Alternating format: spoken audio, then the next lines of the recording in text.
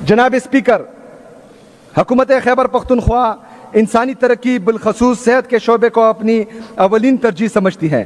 عمران خان صاحب کے ویژن کے مطابق ہر شہری کو معیاری، قابل رسائی اور مؤثر طبی سہولیات فراہم کرنا ہے۔ صحت کارڈ پروگرام جسے عبوری حکومت نے معطل کر دیا تھا، ہماری حکومت نے نہ صرف اسے بحال کیا بلکہ جاری مالی سال میں اس کے لیے 41 ارب روپے مختص کیے، جس سے اب تک 12,04,000 خاندان مفت علاج کی سہولت سے مستفید ہوئے ہیں۔ اس کے علاوہ مزید بہترین نجی اسپتالوں کو بھی صحت کارڈ پروگرام میں شامل کیا گیا ہے تاکہ عوام کو معیاری طبی خدمات کی فراہمی کو یقینی بنایا جا سکے۔ جناب اسپیکر، عمران خان صاحب کی حکومت تعلیم کو قومی ترقی اور روشن مستقبل کی بنیاد سمجھتی ہے۔ ہماری حکومت ہر بچے کو مساوی، معیاری اور جدید تعلیمی موقع فراہم کرنے کے لیے پرعزم ہے۔ جاری مالی سال میں تعلیم کے شعبے میں اہم اقدامات کیے گئے ہیں۔ نئے پرائمری اسکول، پری فیبریکیٹڈ اور ماڈل اسکولوں کے قیام سے تعلیمی رسائی میں اضافہ کیا گیا، جبکہ اضافی کلاس رومز، باؤنڈری وال، سائنس لیبارٹریز، واش رومز اور امتحانی ہالز کی تعمیر پر بھی کام کیا گیا۔ اسی طرح رواں مالی سال میں اسکولز میں فرنیچر فراہمی کے لیے 7 ارب روپے جاری کیے گئے، جس سے 23,076 اسکولوں میں فرنیچر کی دستیابی کو یقینی بنایا جا رہا ہے۔ ضمشدہ اضلاع میں ماڈل اسکولوں کے قیام، کیڈٹ کالجز اور خواندگی پروگراموں پر کام کیا گیا۔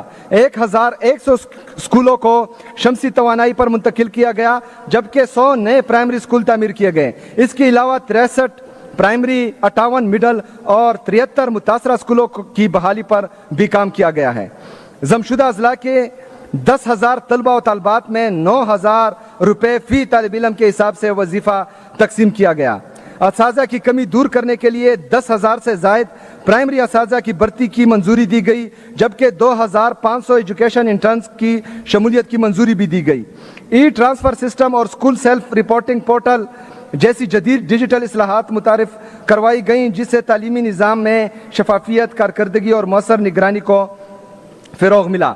جناب اسپیکر، مجھے اس ایوان کو بتاتے ہوئے خوشی محسوس ہو رہی ہے کہ عمران خان صاحب کی حکومت نے بہتر طرز حکمرانی اور کفایت شعاری کی حکمت عملی کو اپناتے ہوئے خدمات کی فراہمی میں دیگر شعبے کے ساتھ ساتھ امداد، بحالی و آبادکاری کے شعبے میں بھی تاریخی اقدامات اٹھائیں، جو موجودہ صوبائی حکومت کی بالغ نظری اور دور اندیشی کا منہ بولتا ثبوت ہے۔ جناب اسپیکر، سال 2025 میں بارشوں اور سیلاب سے پورا صوبہ بالخصوص شمالی علاقہ جات بری طرح متاثر ہوئے ہیں۔ قیمتی انسانی جانوں کے نقصان کے ساتھ ساتھ مال مویشی، نجی اور سرکاری املاک اور کاروباری مراکز کو بھی شدید نقصان پہنچا۔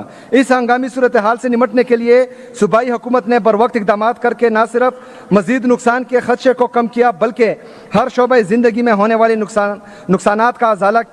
نقصان کے ازالے کے لیے بھی تاریخی عملی اقدامات کیے۔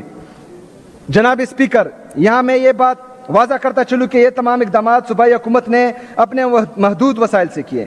ان میں وفاقی حکومت یا امدادی اداروں کی جانب سے کسی بھی قسم کا تعاون شامل نہیں تھا، جو ایک غریب صوبے کی خودداری، احساس ذمہ داری اور بہترین طرز حکومت کی ایک عملی مثال ہے۔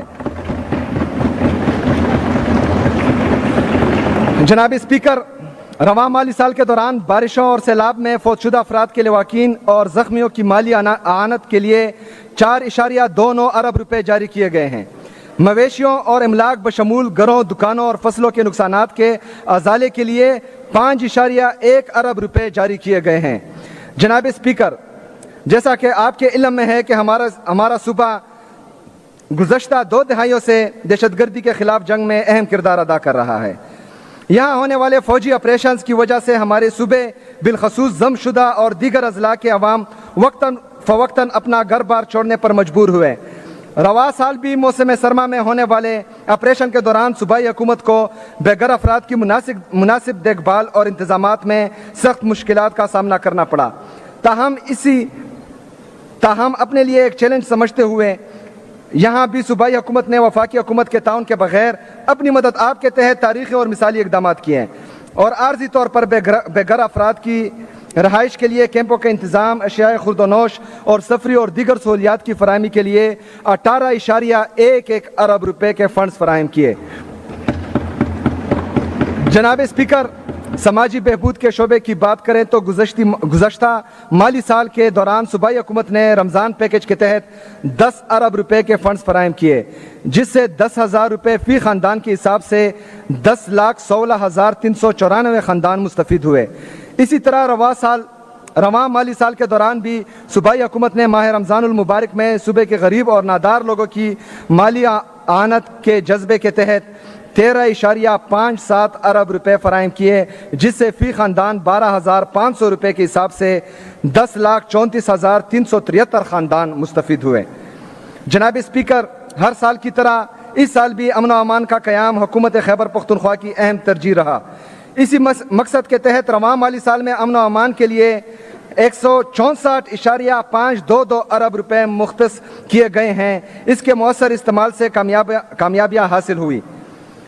پولیس کی آپریشنل صلاحیت بڑھانے کے لیے جدید اسلحہ، sniper rifles, thermal weapon sights, bulletproof گاڑیاں، APCs اور موٹر سائیکلیں فراہم کی گئی۔